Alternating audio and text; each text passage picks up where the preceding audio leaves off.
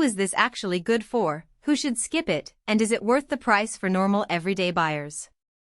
That's the question I keep hearing whenever someone mentions a new MIG welder, especially one that carries a name as heavy-duty as ESAB.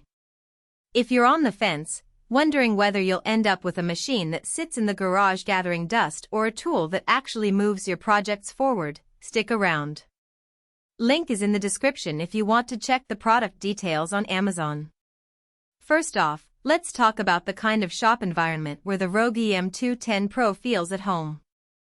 I've spoken to a handful of small fabrication shop owners and a few serious hobbyists who upgraded from a 110-volt entry-level welder.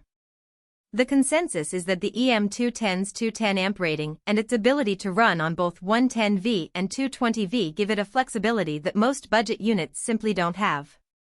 If you're someone who alternates between homebrew projects like building a steel garden trellis and occasional professional gigs that demand a tighter tolerance, this machine hits a sweet spot.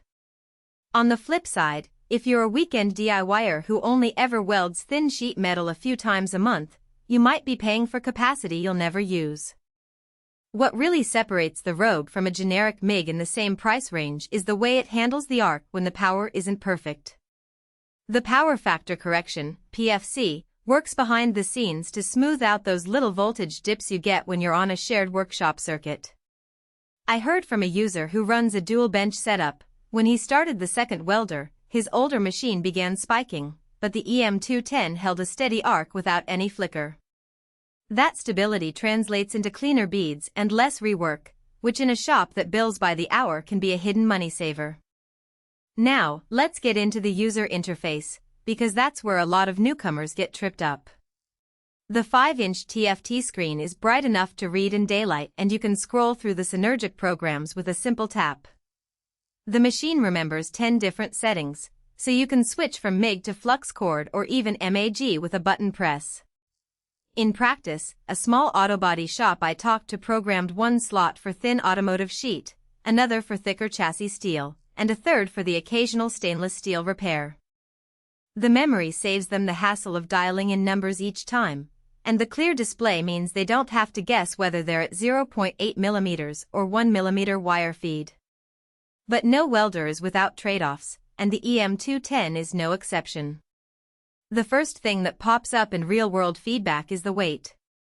At roughly 55 pounds, it's not something you'll easily lift onto a high shelf or toss into the back of a compact truck. For a shop that moves from job site to job site, that extra heft can become a logistical headache. One contractor told me they ended up buying a small handcart just to get the unit around their job sites, which added a few dollars to the overall cost. If you plan to keep the machine stationary, the weight is less of an issue and even adds a feeling of robustness. Another point that comes up is the learning curve around the arc dynamics feature. It lets you fine-tune the arc characteristics, essentially how soft or stiff the arc feels, something that can improve bead appearance on carbon steel.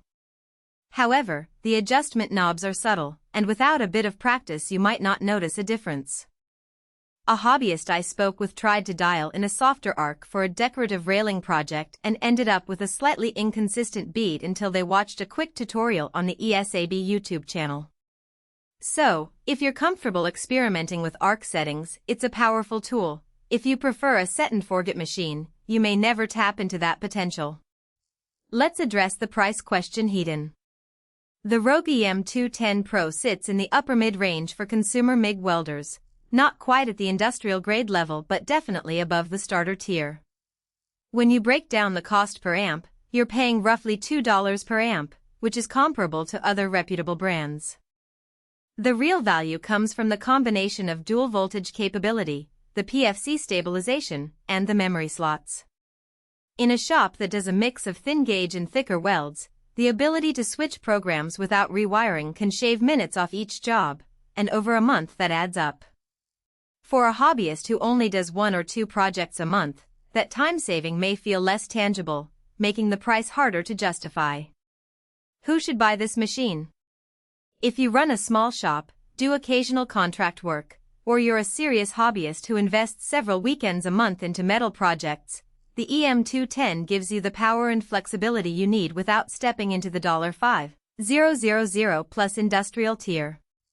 It's also a good fit for anyone who has a spotty electrical supply and needs that PFC safety net. Who should skip it? If you're a casual weekend welder who only